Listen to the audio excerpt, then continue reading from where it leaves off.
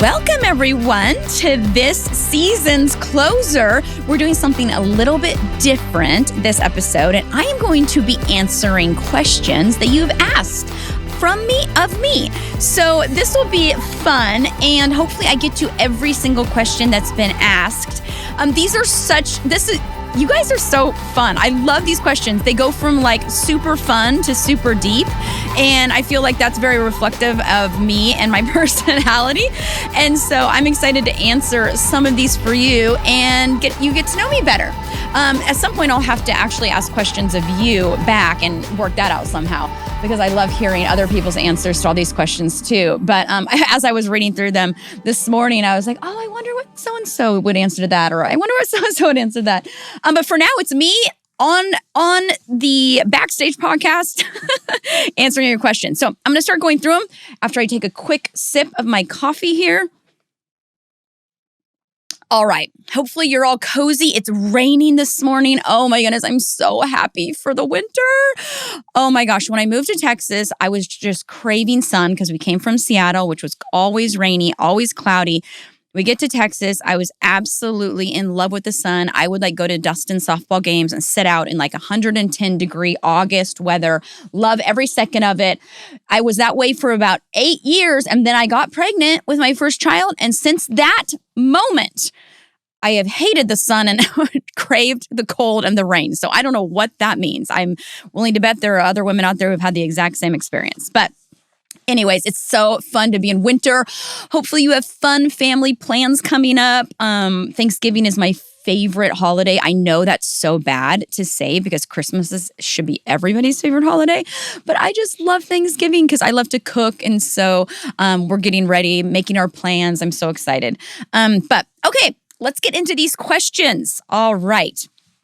Number one, and these are all out of order as well, y'all. So they're going to be all over the place. But here's the first one on the list. Okay, this favorite type of gift to receive. What's my favorite type of gift to receive? I would say my favorite type of gift to receive is forgiveness from my friends for not texting back.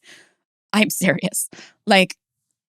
People who are still my friend to this day have forgiven me so many times because I see a text and then I get caught up in something and I am not well structured and I am not well organized. And so forgiving me for not texting back would be number one.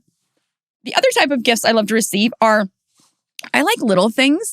I like candles. I love flowers. I used to not like flowers because I thought they were cliche-y. And so when Dustin and I were dating, I told him, don't you ever show up with flowers. That's such a cliche. Don't call me beautiful. I have a mind too. I was just, all those things that you start out with that 15 years later are so ridiculous. I'm I'll take flowers and I'll take a I'm pretty today comment.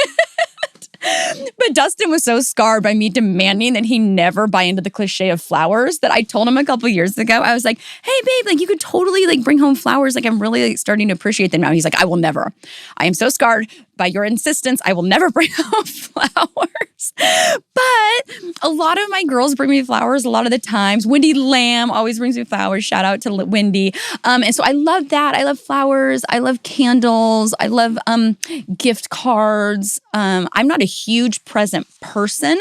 I never think I want presents, but then once I get them, I'm always one of my friends is she gives me a present for my half birthday. Then on the morning of my birthday, Christmas, she's just the best. And she always thinks of these really special moments. I'm the worst at that. Dustin's love language though is gifts, I think. And so I'm working on that one. Transitioning onto love languages. What's my love language? Oh, this is really easy for me to answer. My love language. I think there are 5. There's physical touch, quality time, gifts, acts of service, and words of affirmation, if you're not familiar with them. And it's how you give and receive love. Sometimes they can be different, but it is 100% across the board. My only love language, I don't have a close second, is words of affirmation. And so I don't need to spend time with people. My lowest is quality time. So it's been funny navigating friendships in adulthood. Because when you're in high school, you just always have time. You go to the mall, you go to movies, you spend the night at each other's house. And I will like not see somebody for literally a year and still think we're best friends. But their love language was quality time, and they feel like I just completely dropped off the map and don't care about them. So it's been a really good lesson for me, learning that just because like I don't need quality time and I think somebody's my best friend that I haven't seen for a decade, that's just not always the case. But mine is definitely words of affirmation, text or verbally, or like that is how I receive, and that is often how I give love. I'm a huge exhorter. I'm a huge encourager. I love to make people feel good. Next one. Dream vacation spot. Okay, so Dustin and I love to vacation. We prioritize vacations really religiously because life here, we've realized in the day in and day out of our normal lives, like we don't get a lot of we don't staycation. Like staycation's impossible. If Dustin is within 50 miles of the church, like it's not going to happen. We have to literally like get him on a plane for him to disconnect. So we've really prioritized like our family vacations. So we do one family, the four of us, family vacation in summer, and then Dustin and I usually do one in the fall, just the two of us, when my mom comes in and does grandma camp for my kids. And so I think we've vacationed to a lot of places. My kids would say Mexico is their favorite because they love the all-inclusive vibe, especially the ice cream and the candy all-inclusive. But Dustin and I think like we've vacationed in Thailand, we vacationed in Mexico, obviously. We vacationed in the Northwest. We vacationed in Colorado. We've done, I can't even think. I don't think we've done Canada. We've tried a lot of different places. We've done road trips. And at the end of the day, y'all, it's Hawaii. It's just, if you've got a week, it's Hawaii. And we have to save for it because it's not as, cheap as flying to Mexico or doing an all-inclusive. But the dream is just for us to get on a plane, land in Maui, right there in Kaanapali, and just stop life. And we just love Hawaii. You've got mountains, you've got beach, you've got beauty. You can go higher elevations and be cold. You can go lower elevations and get a tan. We just love Hawaii. And I lived there for a long time too, so it has a really special place in my heart. Okay. Next one. Oh, whoever wrote this one knows me and knows I want to talk about this. Who are my favorite celebs? Favorite celebrities. If you don't know me, I love, my guilty pleasure is celebs, and I track all the gossip. I know what's happening with everybody at all times. Dustin will come home sometimes and think he has like news about Britney, and I'm like, oh, babe, no. Babe, no. You can beat me at a lot of things. You'll never get ahead of me on celebrity gossip. It's kind of like my outlet. Like I love to like this sounds so bad, but I love to like disengage from my life. And I think this is why I love like books and movies too, and just like go like live in somebody else's life. And I feel like by following celebrities, I kind of do that, and their drama is always going to be worse than mine. So hey, I get done like with celeb channels or celeb Instagram pages, and I'm like, okay, I'm okay. Everything's going to be okay. But okay, my favorite celebs, obviously, if you know me since 1998, when Hit Me Baby One More Time came out, I have loved Britney Spears. I have followed Britney Spears. I have had a huge, not to make this like spiritual all of a sudden, but I genuinely have like a heart for Britney, and I have from the very beginning. I don't know if it's like she got big when I was like at my highest memory capability, but I just felt from the very beginning like she was like the kindest, sweetest girl who was just so exploited, and she just got made to be this sex symbol and just became a money machine. And I thought this before the conservatorship and everything. And I always felt like she was such like just a down-to-earth, normal, sweet Southern girl that just got put in a system that just made her into like this sex object. And so I remember years ago, she went to church somewhere and she posted, she loves the Lord and she's always like, pray every day and, all these things. And so she'd gone to this church. It was a Calvary Chapel somewhere in California, maybe Calabasas. And I remember, this is how much I like love her. She went to church and I saw it on her Instagram page. And so I went,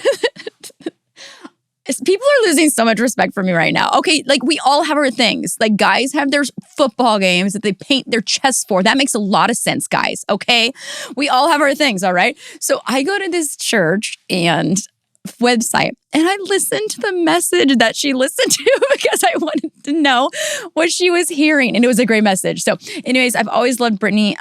As far as not like actors, but like as far as celebrities that I really love, I really like celebrities that do good and like use fame for like good. The Rock, Dwayne Johnson can't be beat. He uses all of his fame for good. I absolutely love him. He's like the most followed person on Instagram, I think. He's just always positive. I love Keanu Reeves. He's just like, he's just known around Hollywood as just the hugest servant, always taking care of the cast, always helping, no ego, no entitlement. I love him. I obviously love Kanye West. I love Jerry Lorenzo. He founded the Fear of God brand, the clothing brand, Essentials. I really love him. He's got a really cool story. So those are some people in the celeb world that I like. And yeah, I I have a joke with our friends, and we have a lot of friends that live in California. And so anytime they see a celebrity or hear about a celebrity, they'll text me and be like, "Oh, you should have moved here. You should have moved here." Because it's all, I mean, I could see a B list. I could see one of the, I don't even watch, it's not Desperate Housewives. Oh, I don't even watch Real Housewives. But if I just know that I'm in the same room as a Real Housewives, I'll get like high. I'll just get high on life. It's so ridiculous. And I wouldn't even know who they are, but it's a fun little guilty pleasure. All right, next question. Favorite books. Oh my gosh. Okay. This is actually, I would think this would be hard because I love so many books, but it's actually quite easy to break it down to my favorites. My absolute favorite book, fiction-wise, is Gilead by Marilyn Robinson. It's about a pastor in the small town of Gilead, and he marries a girl. She was like kind of a homeless vagabond wanderer, and they strangely and awkwardly fall in love, and they have a baby. And it's just the story of him pastoring in the small town and her being uncertain about faith and uncertain about men, and then the son being introduced to their lives. And it sounds really boring as I'm telling you the plot, but it is the best fiction I have ever read. Finished it when Dustin and I were on a vacation in Hawaii. And he was down I still remember it. He was down in the ocean playing with our kids. And I was finishing the book and I was on the last chapter. And so Dustin and Jude and Jen are like in my peripheral playing, and I'm reading this last chapter and I am sobbing. It was like one of the most like spiritual, incredible moments of like, oh my gosh, like God, you just gave me this moment in time that like I will forever have snapshots of.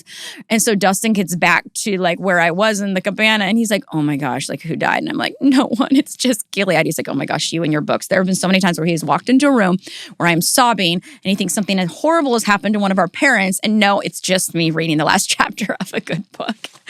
But yeah, I highly recommend Gilead by Marilyn Robinson. Favorite memoir is The Pastor by Eugene Peterson. Absolutely. I don't say this lightly. Changed my whole life. Not my life. It changed my entire perspective about pastoring and what it means to pastor people.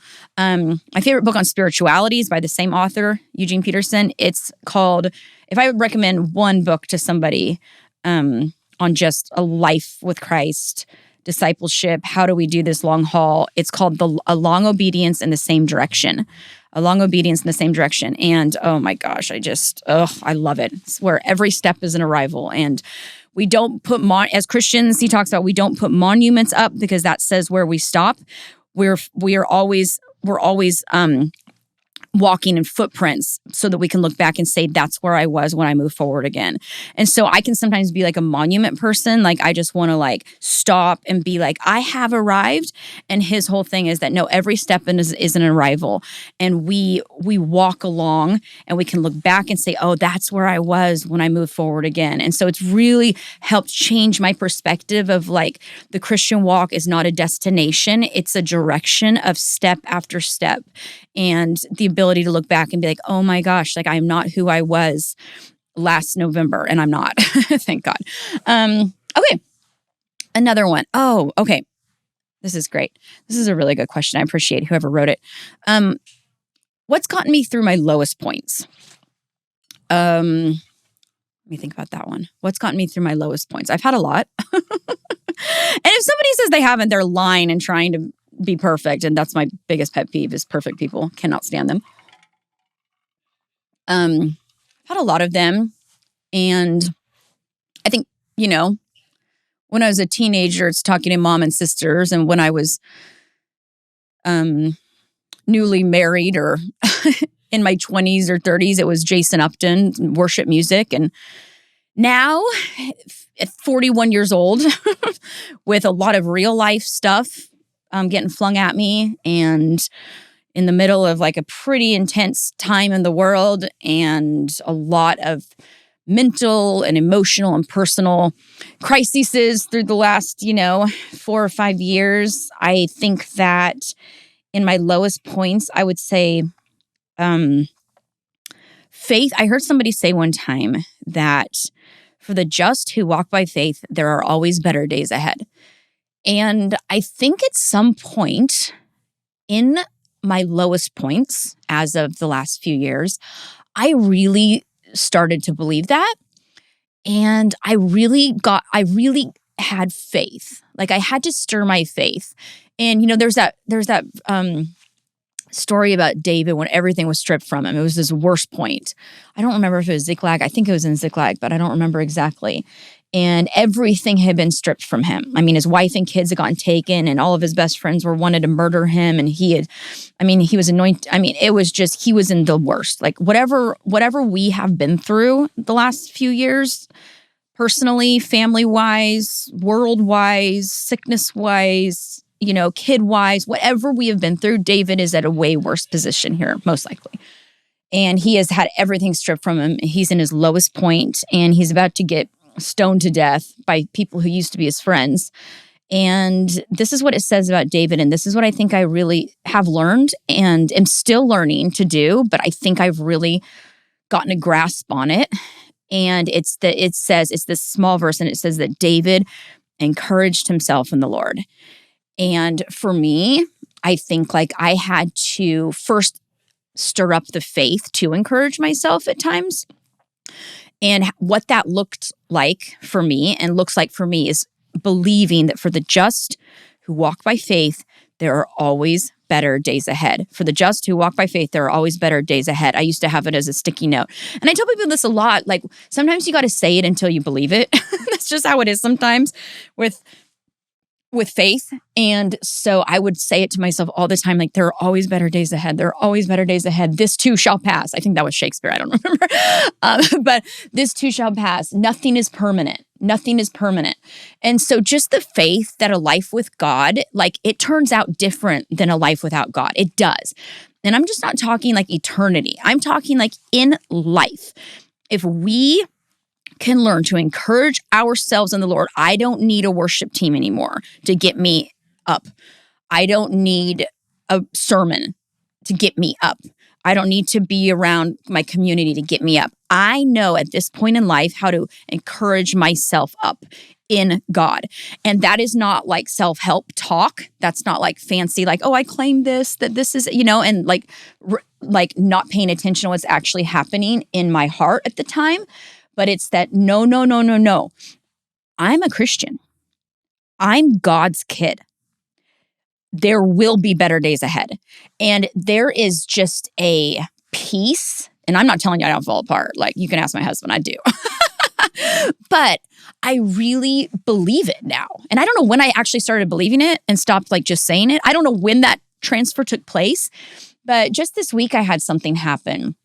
And I went to bed and I was just down a bit. And I was like, oh man, like, how am I going to like get through this one? And like, oh, here's another one. And here's another thing. And then I was like, oh, no.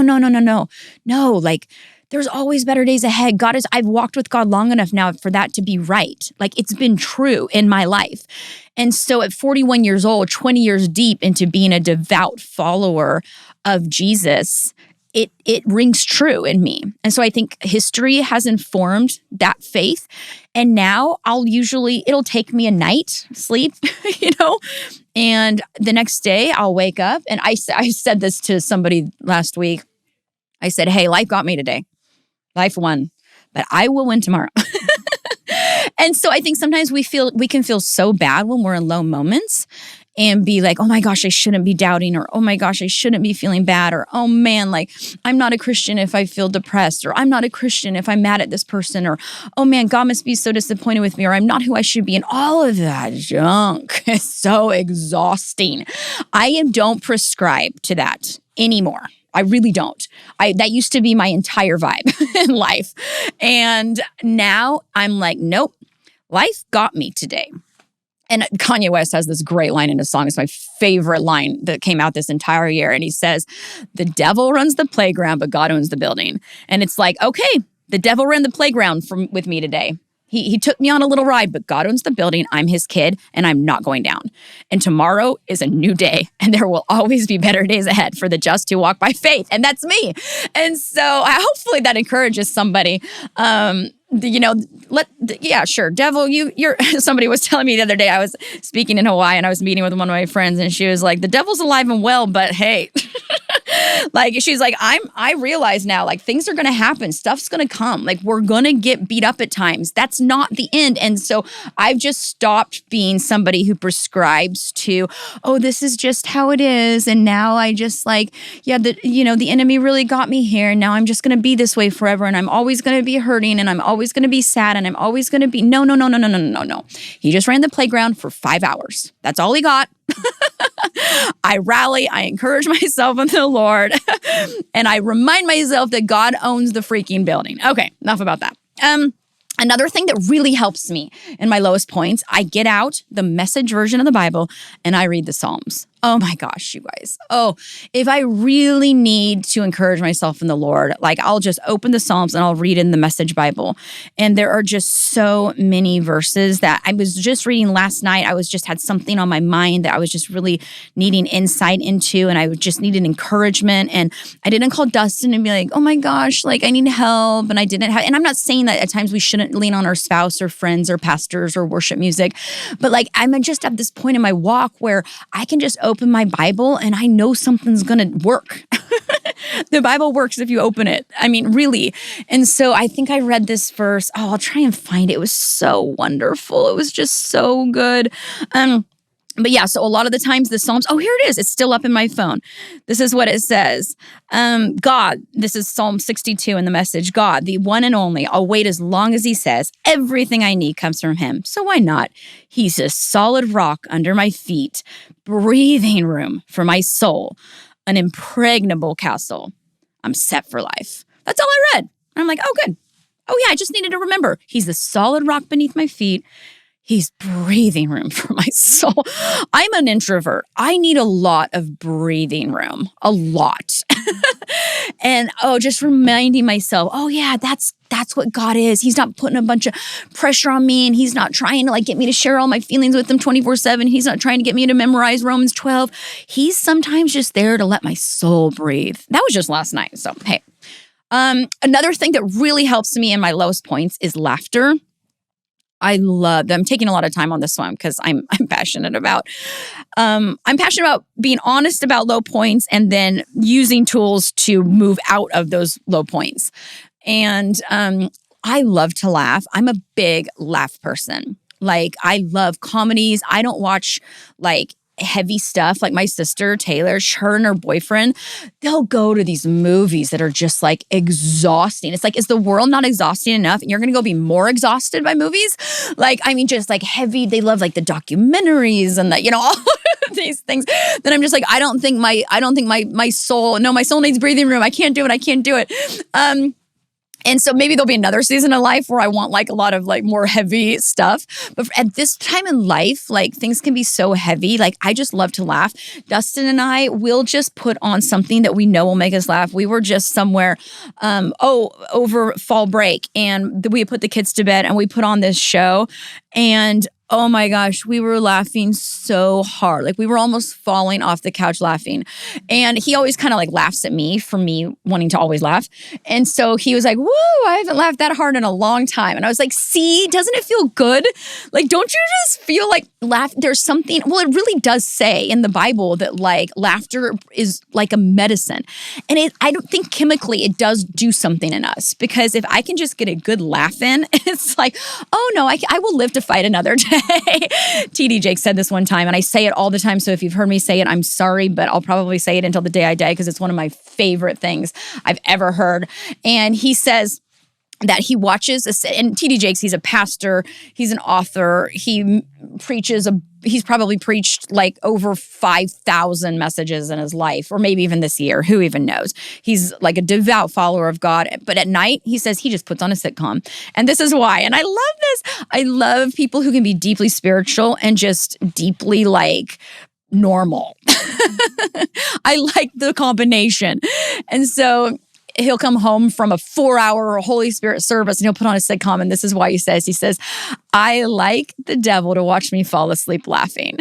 And I've taken that, and every night, not always, some nights I still have a couple tears streaming down onto the pillow, but for most of the time, I'll put on something and I'll just try to laugh, because hey, if you can laugh at the end of a tough day, if you can find something to bring you joy at the end of a day that you thought you would never survive, hey, it will help.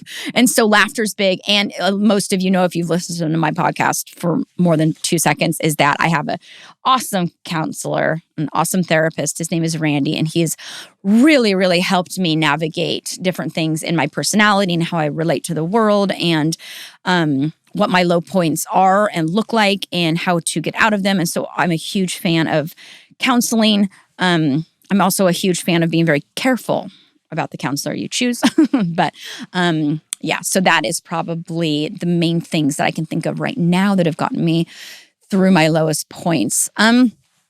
Let's see here. This is fun because I can just go back to it if I want, because it's just me. This is fun. Okay, this is another question. Somebody asked, how do I improve in my preaching? How did they improve in preaching? I'm not a preacher, so I don't feel like I have a lot of authority. I'm definitely not a preacher. The first time I preached, Dustin gave me, I think if I remember correctly, this was like 9 or 10 years ago, probably more even. I think he gave me like 25 to 30 minutes. The normal times preachers have on a normal night. We were youth pastors.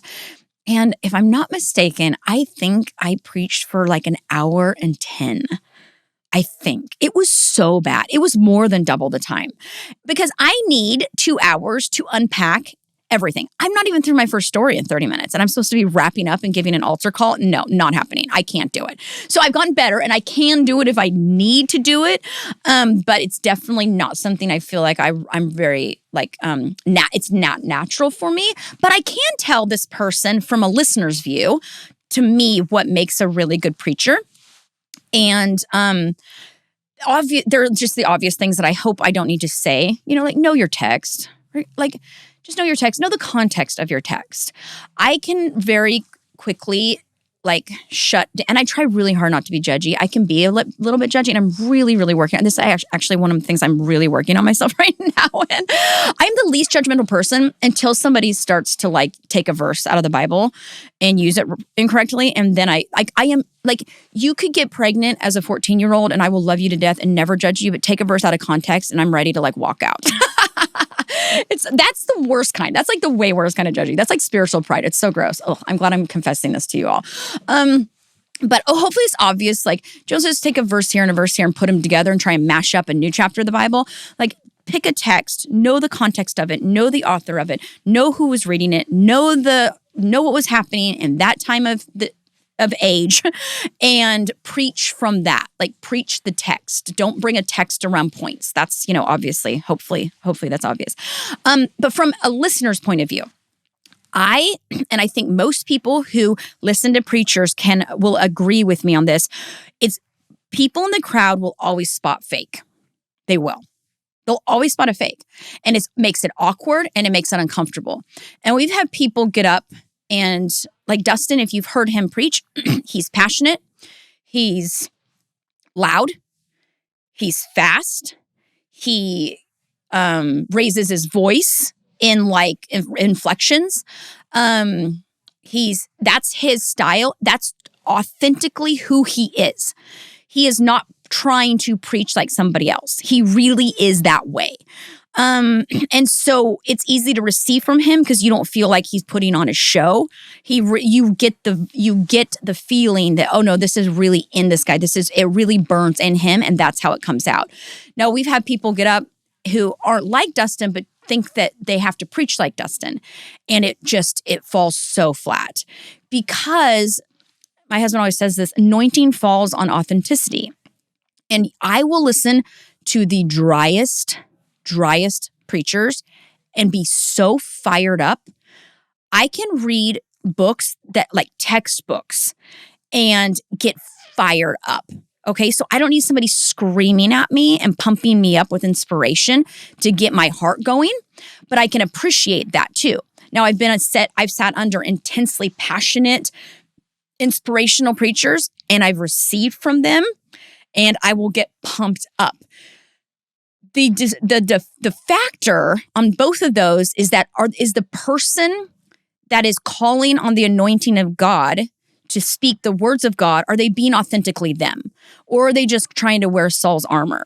And so I think if you're somebody who is wanting to really work on your preaching gift, really know who you are and how you communicate and own that. I said, it was funny because during COVID, Dustin he communicates best with people in the room. We did 8 weeks or 15 weeks, I don't remember, I've tried to block it out, of online only in March of 2020. And so it was online only, and it was like such a hard time for Dustin because he likes a room. He likes to look in people's eyes. He likes to get a sense from the Holy Spirit into what's going on in the room, and it's him and a camera guy. Now me, I could sit with me and a camera guy all day long and really honestly be just fine.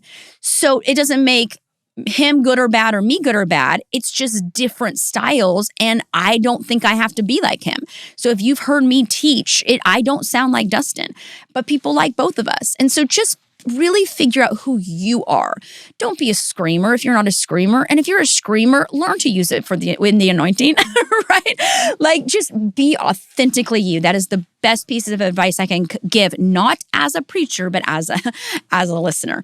Okay, let's see. Oh, this is a fun. Now we're going to go back to like a fun, shallow one. My all-time favorite TV show. I cannot pick this. I'm a big fan of TV. I love TV. Let's see. Again, I love to escape. I don't know if I'm giving you guys all of like my bad things in this episode. Like you don't know enough about me after like 2 years of this podcast. Let's see. My all-time favorite TV show. It's hard to choose, so I'll give you my top 3. First is The West Wing. I think it's probably one of the best shows ever. Oh my gosh, it stands the test of time. It's so good. Second one is for sure Arrested Development, the first 3 seasons. That's what I put on when I want to laugh as I fall asleep. And the third one, this is going to sound so stupid, and some of you are going to like think this is like, you're going to take my TV credit badge away but I stand by this. I stand by this choice. Please don't judge me for it, okay? Buffy the Vampire Slayer with Sarah Michelle Gellar. It is so good. I rewatched it again when I was nursing one of my kids after having them. And so I would be up all night, nursing and changing and doing all the things. And so I rewatched it and I was like, wow, that was a great show. It's old, but so those are probably my first 3. Please don't judge me. You can judge me if I take a verse out of context, but otherwise, please don't. Okay. My favorite song right now. Okay, my favorite song right now. Oh, man. You guys are really I'm giving you the real truth, okay? Because I want to say it's like a Mav City song. Love Mav City. Love them to death. But my favorite song right now that I just love to jam out to is Ghost by Justin Bieber.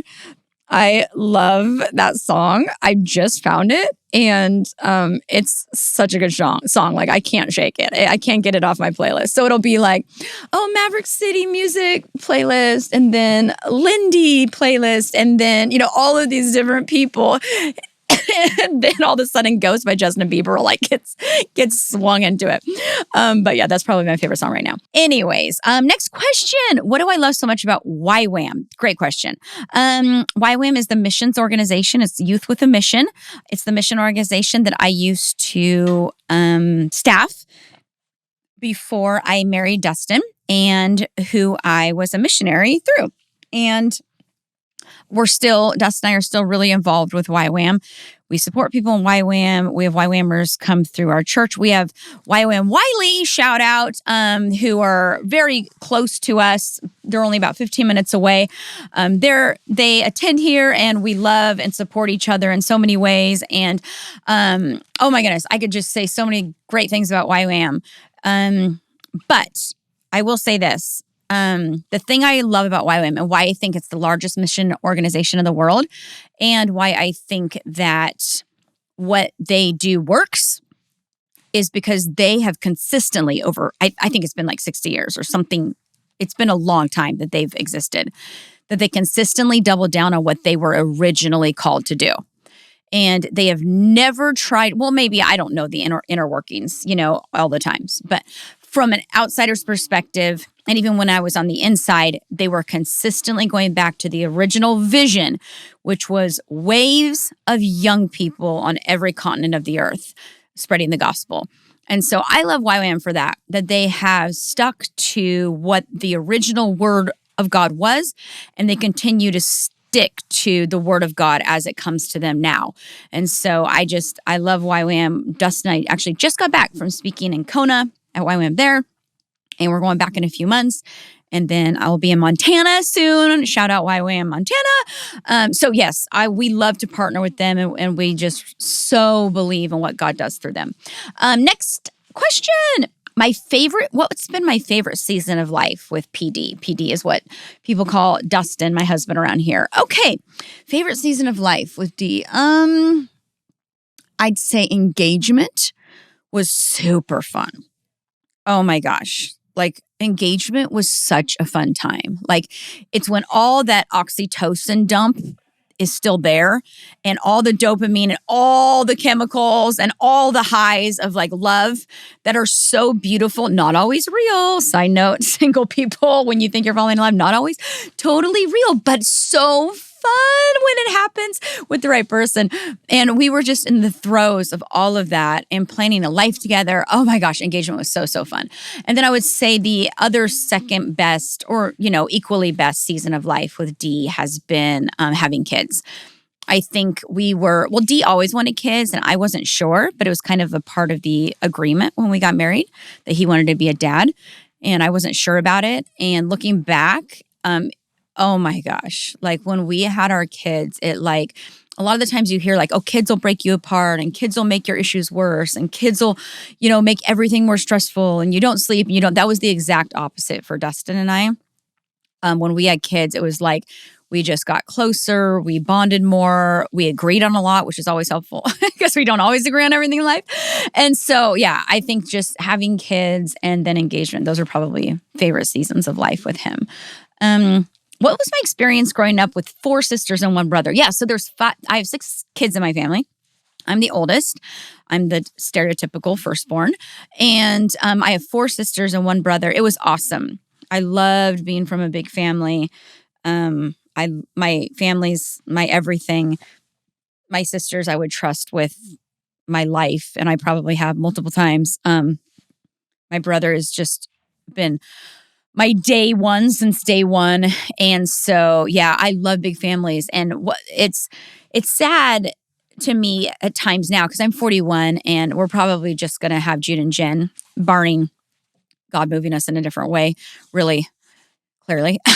But, oh man, like to go back, it's so weird because you can't have both of these things, but these are the 2 things I wish. I got married at 27, and I wish I would have waited till 30.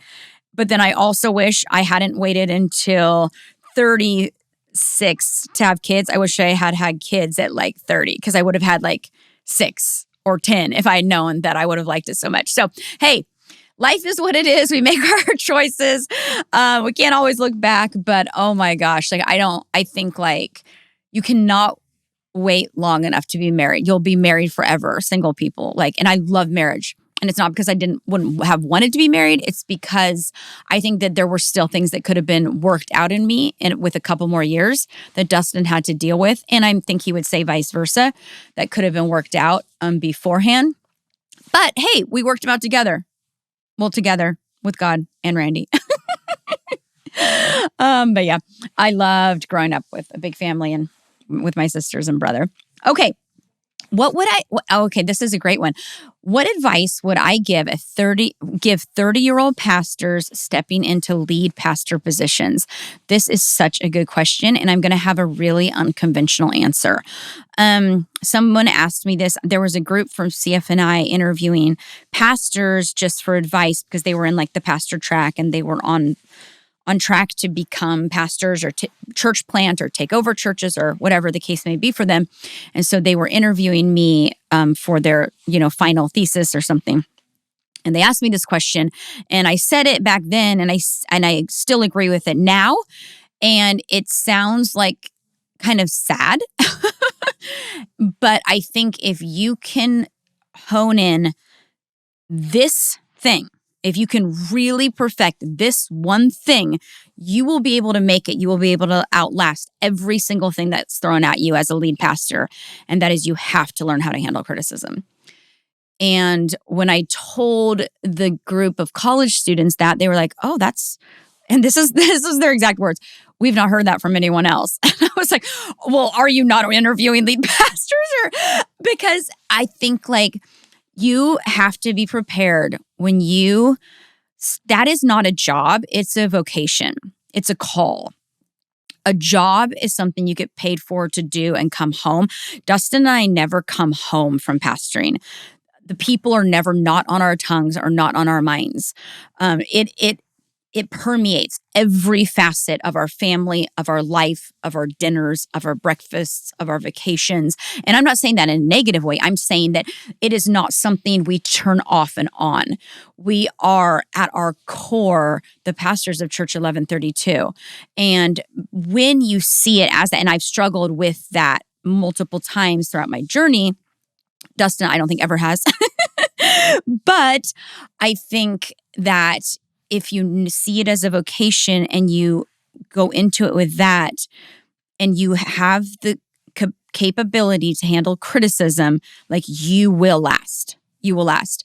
But if the first person that thinks you didn't preach right, or the first person that thinks you should have baptized with a different verse, or the first person who thinks communion shouldn't be in plastic cups, or the first person who thinks that song's theology is wrong, or the first person who thinks you shouldn't shop at Target because they have trans whatever bathrooms, and the first person who thinks I could go on and on and on, and it will destroy you, and it will paralyze you, and it will silence you. And you have to be able to handle people's critique, receive it, look for any truth in it, and then to love them and move forward. If they want to leave, if they choose to leave, then that is on them. But as a pastor, you don't have the right to shut down, shut off, and turn your heart away from people. And that's a really hard thing. And that's what people don't understand when they become pastors, is that there is a different level of expectation that you're walking into. The microphone is so fun. If you have that gifting, it's so fun for the 25 minutes. There are 200 more hours in that week that are going to be grueling, that are going to be sad, that are going to be ups and downs. And you have got to be able to handle the criticism that comes your way. No passive-aggressive responses, no harshness, no blaming, no defensiveness. You have to be, I honestly think like in seminary, I've not been to seminary, but I think that there should be like an entire quarter or semester dedicated to how do you respond well as a leader and as a pastor to people's complaints. And so I think like that it came easily to Dustin because he was raised as a pastor. It did not come easily to me. And that's something I learned through trial and error. And I hurt some people in the process. And I very much regret that. And so I wish I had learned that I think I heard a pastor say one time, there are 8 billion people on the planet. Some people aren't going to like you, bro. They're just not going to like you. That doesn't mean you get to be sassy and I do me and I say what I want. And if you don't like me, screw you. That is not, if you have that kind of heart, you better not pastor. I'm serious. If you have a heart that screw you, if you don't accept what I have to say because I'm the anointed one of God, you are in so much trouble before you even step foot in the church you take. I am telling you, you have to let God make your heart soft over and over and excruciatingly over again. So learn how to handle criticism. I think the second thing I would say to anyone that are stepping into lead pastor positions is love the ones in front of you. It's so easy to want what X, Y, and Z has. They don't have what you want either. Nobody has it. There is no destination. Brad Pitt wishes he had better hair. I literally heard him say that in a podcast. I'm like, you're Brad Pitt. There's no possible way you could want better hair, but he compares himself to somebody else. So at some point, you have to stop speculating and feel like less than for what you think. That's not true, that you think everybody else has, and love the one in front of you. Who is in your seats that Sunday? Is it 2 people? Well, then you better love the heck out of them. When Dustin and I had 15 students in our youth ministry, we were at every birthday party. We were at every sporting event that we could get to. We had them over to our home. We loved the one. Did we do everything perfect? Absolutely not. But whoever God gives you, they are a part of the puzzle. And if you neglect starting small, what's the verse? Small. I'm thinking of Lord of the Rings, but it's not a Lord of the Rings. It's an actual Bible verse. Oh, this is it. Don't despise the day of small beginnings. I think it's in Jeremiah. Don't despise the day of small beginnings. And like, if you are faithful with the few, God will entrust you with many. But if you treat the few like they don't matter and you act like you're a celebrity pastor and you have a security guard escorting you into your church for the first time and you have like 10 people waiting there just like so excited to meet their new pastor and you show up like distant and we have security at our church. We're large. I get it. I love security. I love feeling safe. But I hope you hear my heart in this. Like, there are seasons for different things to be implemented in churches. And when you take over, you show the people your humility, your love for them, your desire to be. Paul said it to, I forget which church it was. I think it was to the church in Corinth. But he said, I just don't want to share like words with you. I want to share my life. And I think that would be my second number 2 advice for anybody starting to lead pastors. Share your life with them. We can't share our life with everybody at this point, but we still share our life with a lot. I was just texting somebody today and we're like, yep, we're on tomorrow. We're sharing our life together, me and her tomorrow. And so don't be too big for your britches. Humble yourself. Love the people, because that's what pastoring is about. Pastoring is not preaching. You know, those are 2 different things. There are people in our church that pastor diligently. The people in our church that have jobs as accountants and as real estate agents. Preaching is preaching. Pastoring is pastoring. And they can coincide, but I don't want you to, I just don't make it about preaching and being a specific thing and lose heart for just the people in front of you. The other thing I learned from Eugene Peterson, and this is my last point on to this question, is that as a pastor, we cannot treat people as problems to be solved, because they'll know. If they're just a project, they'll sense it and it will repel them. And I think Eugene Peterson says it as this: don't treat people as problems to be solved. They are mysteries to be explored. And I try to go into every meeting. There is no clear-cut answer for this person as it relates to that person. I go in sensitivity to the Holy Spirit. You're not a person to fix. You're not a person I'm trying to make into my own image. You're not a person I'm trying to like force Eugene Peterson down. And I'm not trying to force you to like what I like or love what I love. Let me pastor you with the heart of God. Where are you at? What's going on with you? It's not an equation in the kingdom of God. And I think pastors sometimes can just want to be like, well, 2 + 2 = 4. And so boom, you're fixed. And that is not humanity. That is not the human heart. And our job is to see people as mysteries to be explored and to help them come into themselves and who God made them to be. I hope that's not too much on that one. And last one, read The Pastor by Eugene Peterson. That's all you need to do. If you are becoming a lead pastor, read the Pastor. It's his memoir by Eugene Peterson. It says everything that needs to be said about that. Okay, what's the next one? Oh, failures that I've learned from. What are some failures that you've learned from? Oh, somebody's baiting me with this one. There's not enough time, y'all. There's not enough time.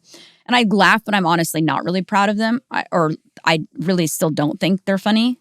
Because I have hurt people, and I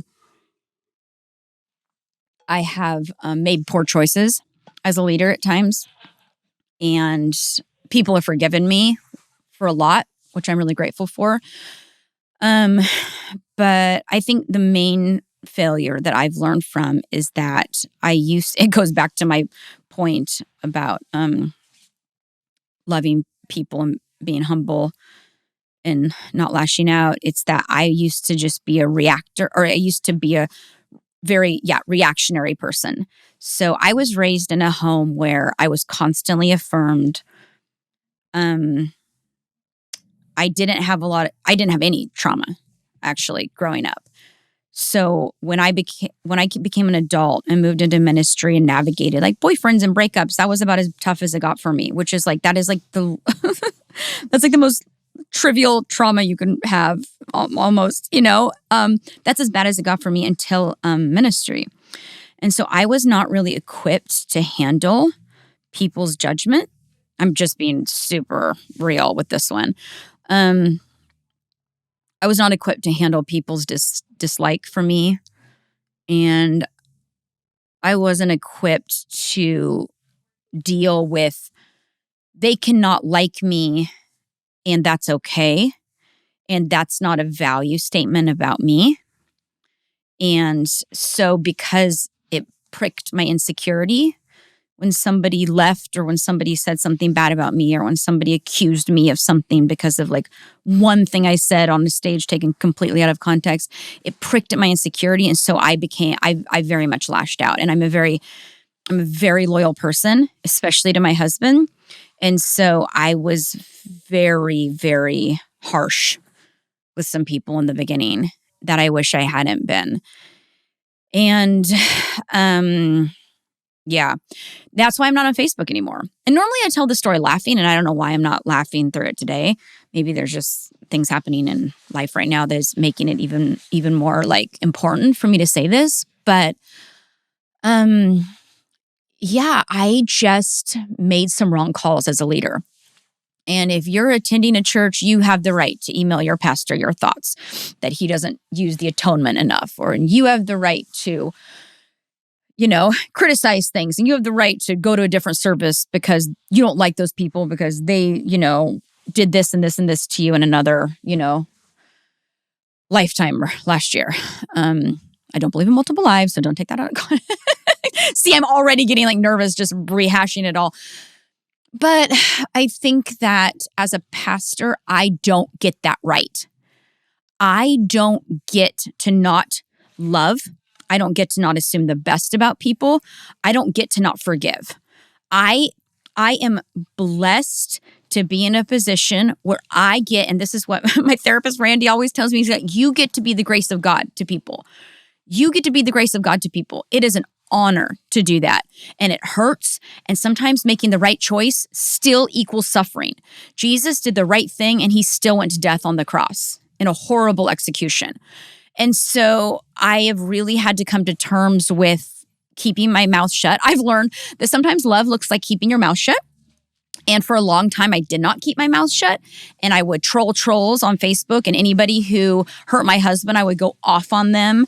And anybody who criticized the church, I would react and hurt them. And I would throw a bunch of theology at them, a bunch of scriptures at them. And it was so wrong. Just so wrong. It was all out of defense, all out of my own hurt, all out of my own insecurities. And there was one kid when we were youth pastors that I really blasted so inappropriately. And he was just going through his own walk with God. And he attacked Dustin and I online or something. And I just reacted like a teenager. And I was like a 30-year-old woman. And this kid forgave me.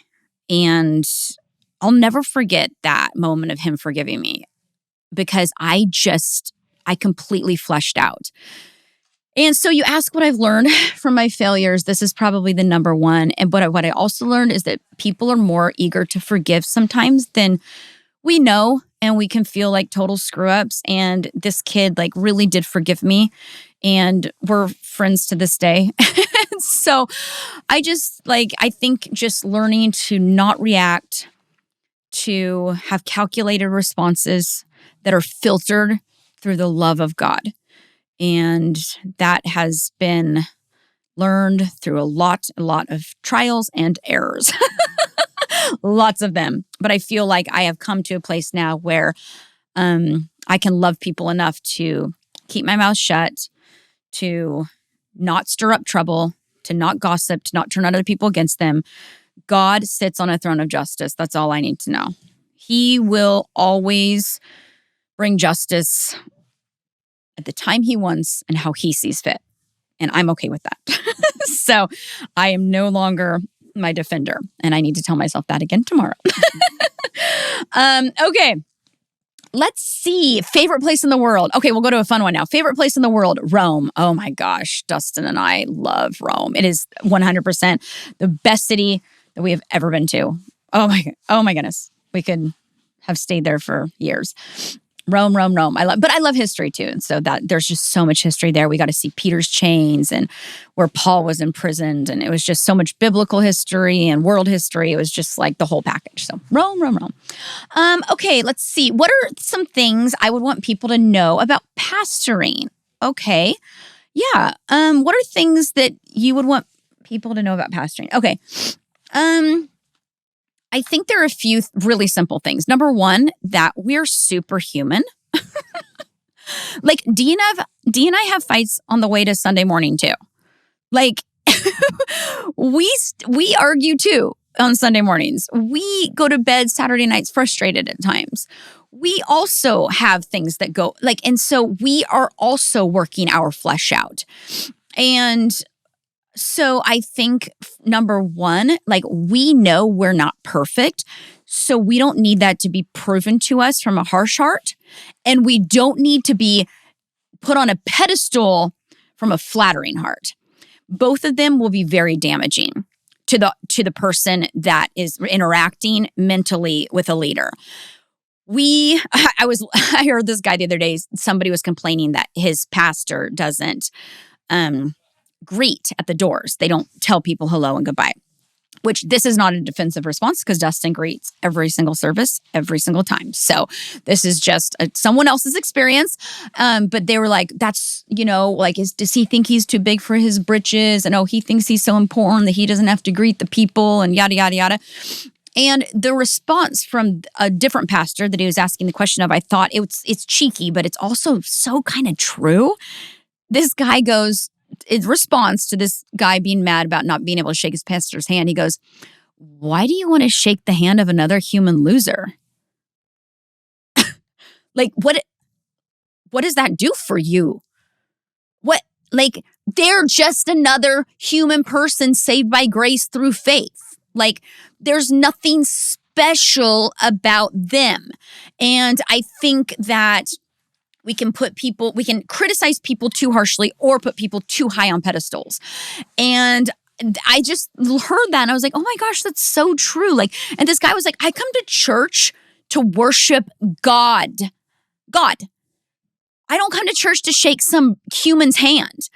And I understand church cultures can make that complicated and, put things on pedestals that shouldn't be, whether we mean to or not. But I did love that, is that we're just totally human too, doing our very best to hear God, to move by the power of his Holy Spirit. But we get hurt too by comments. We're sensitive to things. People all the time tell me, oh, I don't want to make your head too big, but, and then they'll compliment me. And I'm like, oh my gosh, trust me. Life is trying to kill me out here, okay? You're not going to make me proud if you tell me that you appreciated me praying for you, you know? And so I think like, just know that like, we can get hurt by things that are said, and we can get really encouraged by things that are said. And I got a text like last week from a dear lady in our church. Her name is Kathy Page, and she texts me periodically, always when she's led, and she just encourages me. She's like, Jamie, you are gifted. The enemy will not win over your life. You will accomplish everything God has for you. She sends me verses. She's vulnerable with me. She's real with me. She encourages me.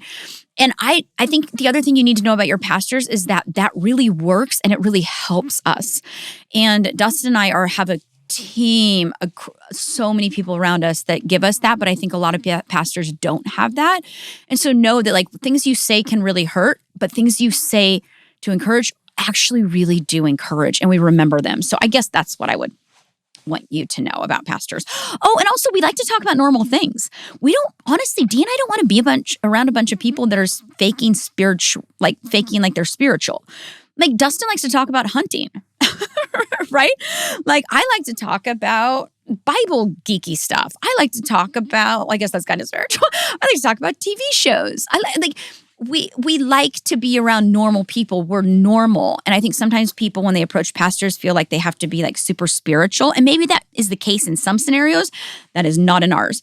There's this one time that we had these college students coming in years and years ago. And one of them was just like, well, I'm friends with this celebrity pastor and I have this many degrees and I have been on this many missions trips and I have it all figured out and I haven't had sex before marriage and I've never done drugs and just all the annoying Christian pedigree that we put out there like it means something, like that's what saved us, right?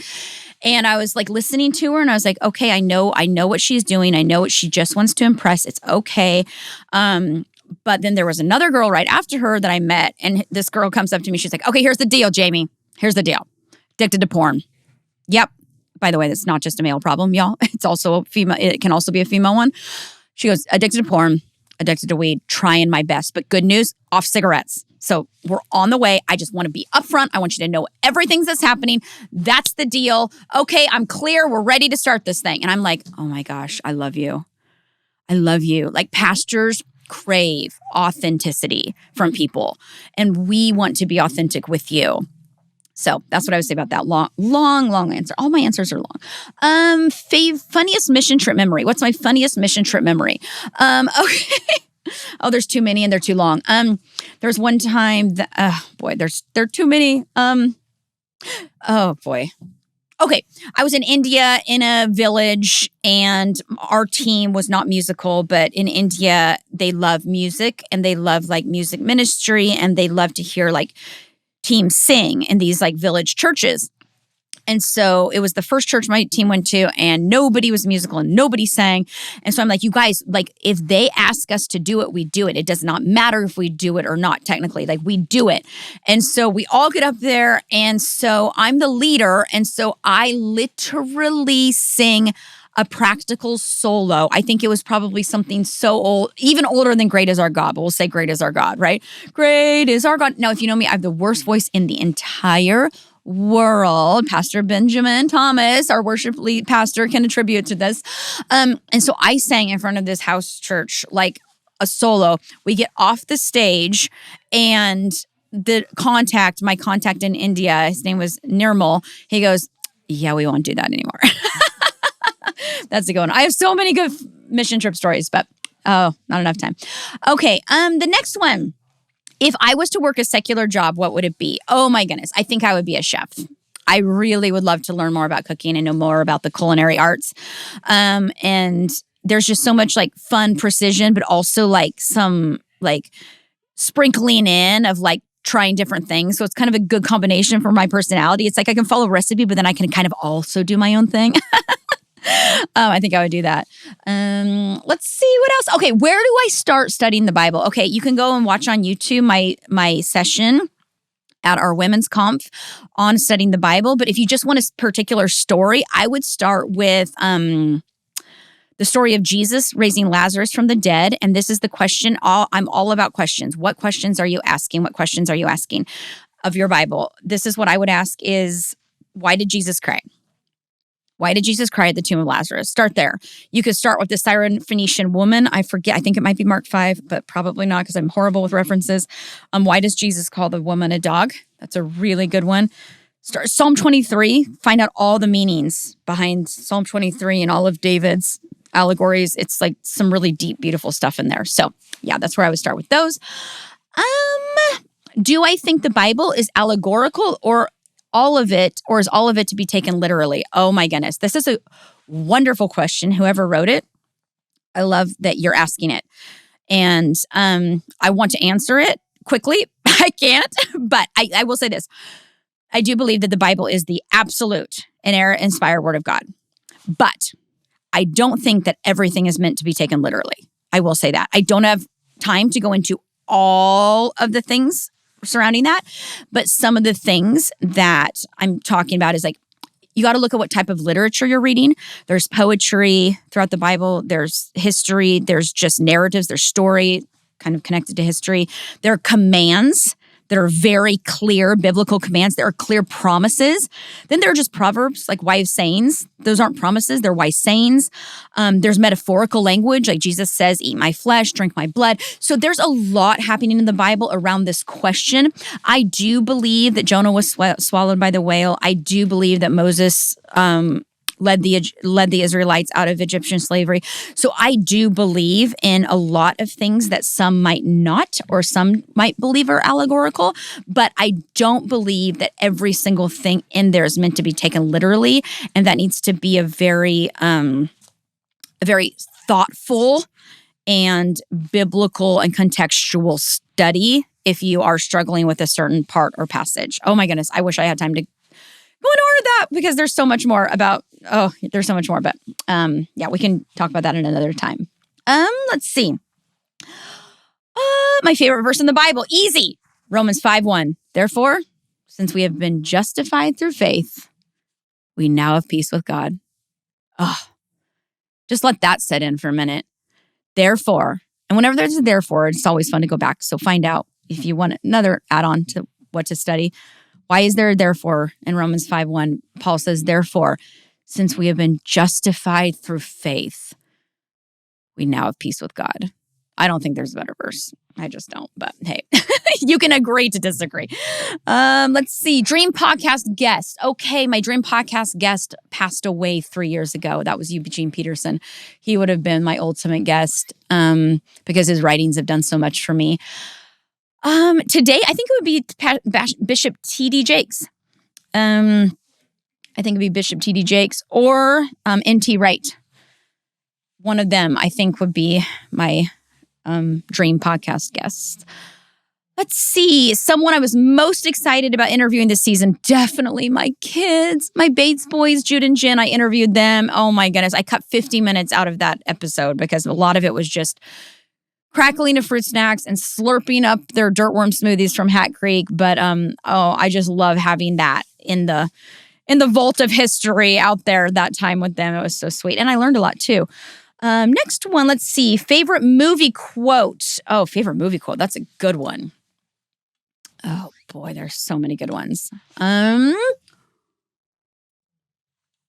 Okay.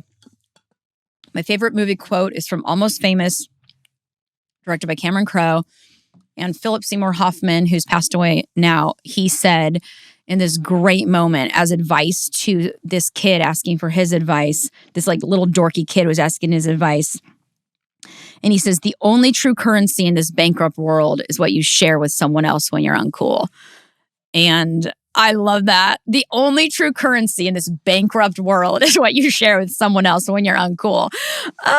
There's something about the thought of just like what comes out of you when you're uncool, when you're the outcast, when you're in the out group. That's probably the purest part of you. I just love that. How do I teach my kids Bible stories? Okay, so this might be surprising, but I actually don't teach them a lot of Bible stories Because we are very committed to the local church. So they are in church every Sunday, learning Bible stories, and we go to a school that teaches Bible stories. So they have almost at least 6 days a week of Bible stories. So usually what I do, I try and go back and review what they've already learned and of course enhance upon them. So I can't think of too many things I've taught them. I can think of a few things that I added to a story they already learned. So we're really blessed. I know I'm really blessed to be able to have my kids in those kind of situations. And so I encourage any parents out there, if you can't send your kids to private school, or if you don't have those resources, or if you're not in an area where you are able to do that, get them in Sunday school, bro. Get those kids in Sunday school. If you don't have a good Sunday school for your kids, I told Dustin, I go, if our kids turn 16 and they don't want to come to our church anymore, I'm taking them somewhere else, because where our kids want to be, and they'll want to be here, trust me, I know our youth pastors. But that's how important it is for me to get the word of God in my kids. And that happens every single day here. Get them in a Sunday school. Get them on our 1132U Kids channel on YouTube.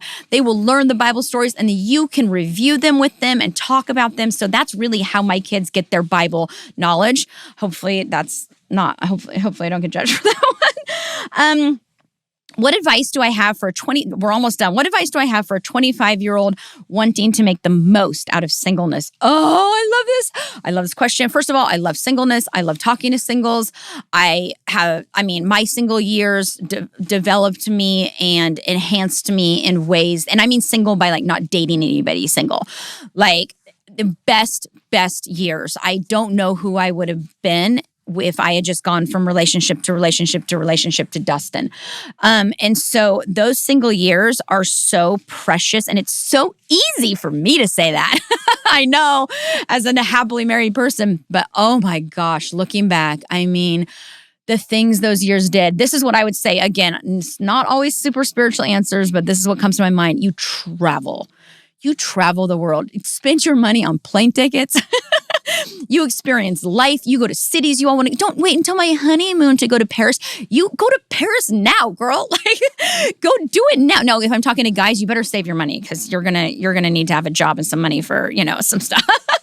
But so I'm talking to girls right now, and not that you can't travel, guys, no worries. But I do think that girls can sometimes just be I'm just gonna wait to fulfill all of my dreams until the one comes. No. Don't be that person. Travel, make great friends, be crazy, do fun stuff, go skydiving, go bungee jumping, go four-wheeling around Moab, go surfing in Australia, have the best time, have so much fun, sleep in on a Monday morning because you can. And there's just so many beautiful things about being single. So I would say travel. And the other thing was find your passions, your real passions, not what you want to pretend your passions are for the guy you like. Because that's a lot of the times what we can do as a somebody who's interested in somebody. Oh my gosh, he wants to be a pastor. Okay, all of a sudden I want to be a pastor. Don't fall into that trap. Know who you are. I heard somebody say one time, a lot of the times when people get married, they don't know who the I is when they say I do. Know who the I is before you get into a relationship. Who are you? What do you like? What are you really committed to? What brings you joy? What do you feel like God put you on this earth to do? You can do it without a partner. And that's to guys too. And I'm quoting a lot of people. I wish I could remember who all I'm quoting. But they said that it's important because desperation will always settle. And if we're just desperate and waiting for the one, which we use as a cop-out for usually just not working on ourselves, and we just, we will attract who we are. And so if you want a anointed, committed, passionate, good husband, good wife, partner, loyal, all of the things that we want in the future, God-loving, committed to whatever it is, you got to be that. So be the person you want to attract. We will attract who we are. So find your passions, what they really are. You commit to them, and then look around. And if anybody's running beside you, great. Give them a little wink. If not, forget it. It's not worth it. And just keep on running. Keep on running. Okay, I think that's about it, y'all. I want to make sure I didn't miss anyone else's. Oh, there's just one more. Okay, I'll end with this one. The number one thing that burdens my heart in ministry. We'll end on a real negative. No, I'm just joking. This one like resonates with me because, and it's a really good question. The number one thing that burdens my heart in ministry right now, and I think I can answer it. I know my answers are like, they're a little unconventional and they could probably be a little bit more spiritual, but this is what I see happening in the church, not our church only, in the church as a whole, Big C Church. The number one thing that burdens my heart is unloving and polarizing Christians. And it breaks my heart to see the church divided over things that don't even have to do with the gospel.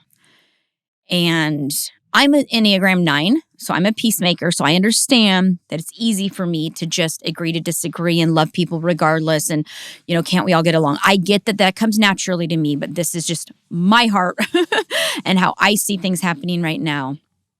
Like, I just see a lot of unloving Christians out there, and they are sending other Christians or potential Christians to a completely bad space because they refuse to love. And I know love can be defined in a lot of different ways. And I know that to really unpack this thing would take a good hour for me to unpack what does Christian love actually look like.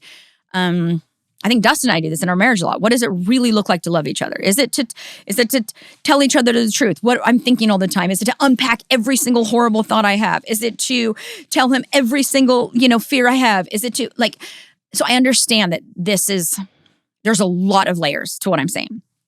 But if you can just hear me at the core, this is what I think is the number one thing threatening the church as a whole today, is that we don't love each other well. And I feel like everything is more important to Christians right now than getting along. Politics, I don't even need to go into that one. That has been clear. If you're on Facebook, I'm not, and I still get it. I'm still in the middle of it. Not in the middle of it because I removed myself, but I see it. Parenting techniques, sleep training or not sleep training, store-bought fruit, I forget what they're even, fruit pouches, or make your own fruit pouches. Theology. Oh, are you Reformed? Are you Catholic? Are you Baptist? Are you Pentecostal? Do you speak in tongues? Do you know the 5 points of Calvinism? It's so exhausting. Vaccines. Everything is more important to us than learning to get along. And I'm not saying to not have opinions about things. I have opinions about things, and my husband has opinions about things. And there are thousands of people in our church that have opinions about things. Some of them the same as me, some of them different than me.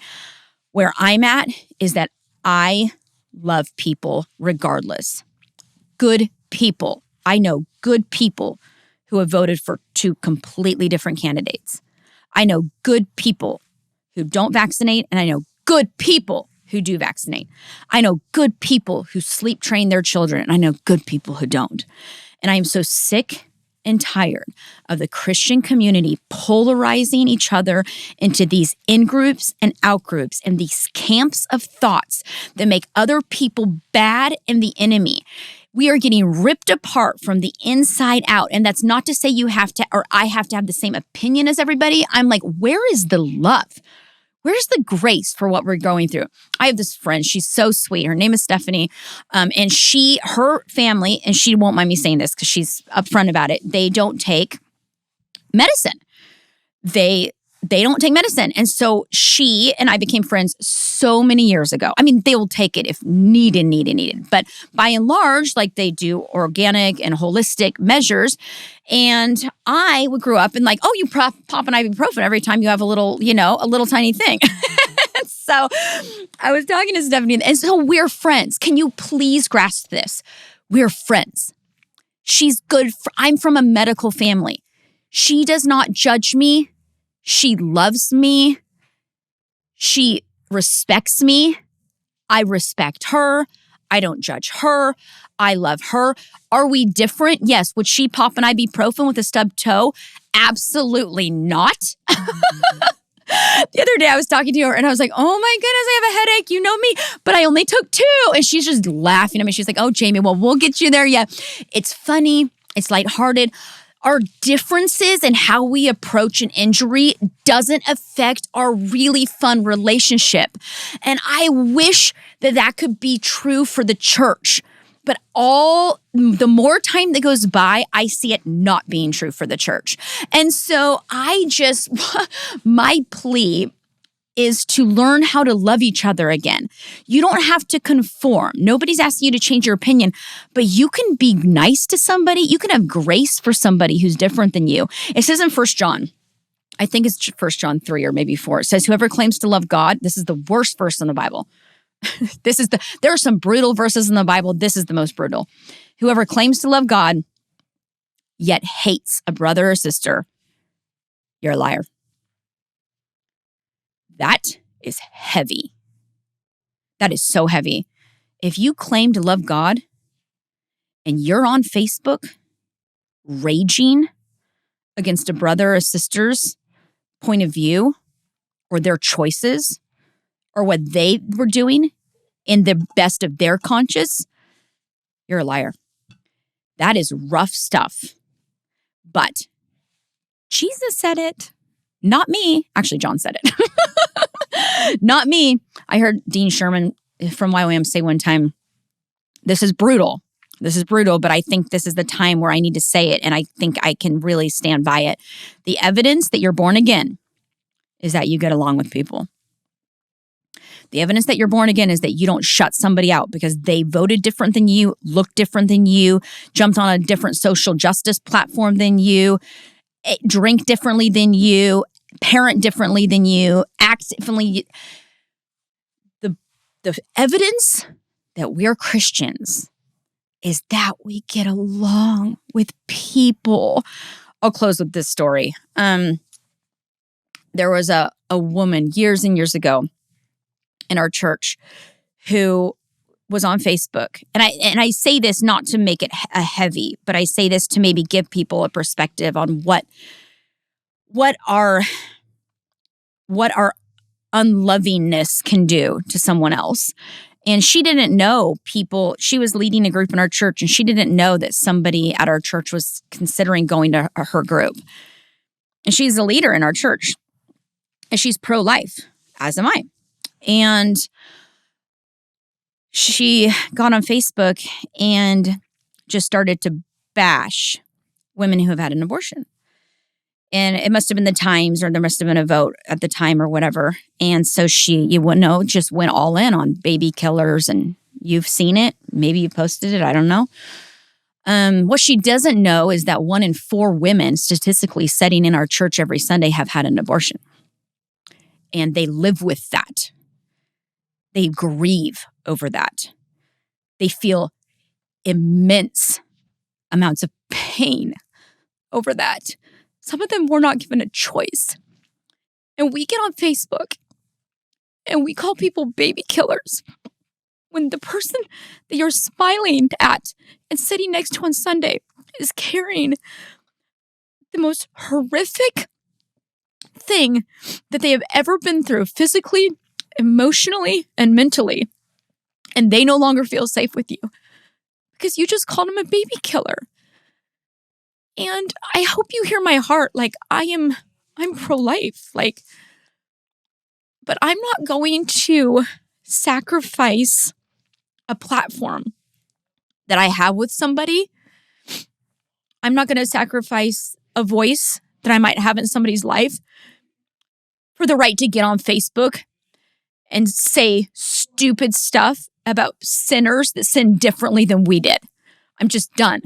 I'm so tired of it. I'm just exhausted of it. We love to call out every sin except ours. And so this woman was about to go to this small group and she no longer felt comfortable. And it all worked out really beautifully in the grace of God and how things happen. But all that to say, we've got to be really careful how we polarize the other side, the out group. And it's okay to have an in group. It's okay to have an opinion. But I think the number one thing that concerns and grieves me in ministry is that we are not doing a good job loving somebody who sins differently than us, who might think differently than us, definitely who vote differently than us. But I also have seen inside of our church people who have really worked to bridge these gaps and have worked to be who they are, stand up for what they stand up for, and love other people. I don't want to be a church where people have to come to different services because they didn't agree about X, Y, and Z. The Church of Christ should be unified. Not unified doesn't mean we all think the same things, but at least means not to be on Facebook calling each other names and being so harsh. And I know it's been amplified over these last few years, but I think that is the number one thing that burdens my heart in ministry. And I think as well that that is the number one thing that I'm really passionate about right now. So to end on an upper, I am committed to not becoming somebody who isolates myself in my own world and my own opinions and my own thoughts. And I am very much committed to, no matter who you are, what you've been through, what you've done, how you voted, what you look like, where you come from, who you married, who you divorced, I am more committed than ever to being somebody who loves you and speaks the promises and the faithfulness of God over your life. And so that's what I want the church to be.